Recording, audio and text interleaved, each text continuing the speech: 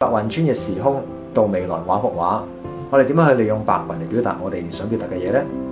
首先，我哋嘗試去諗一諗，白雲俾我哋咩嘅感覺嘅喎？白色嘅雲係咪帶一種飄逸嘅感覺呢？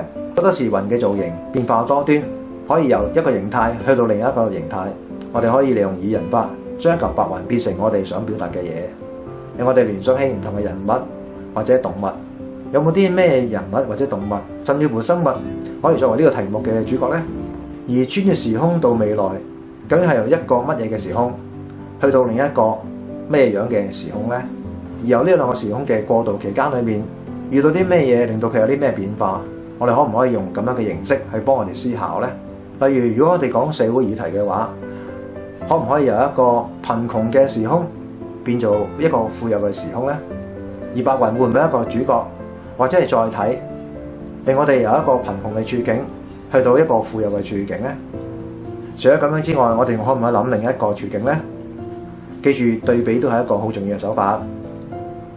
仲有可以提大家嘅係，當我哋睇呢個題目嘅時候，我哋都可以由其他題目上嗰度攞靈感嘅。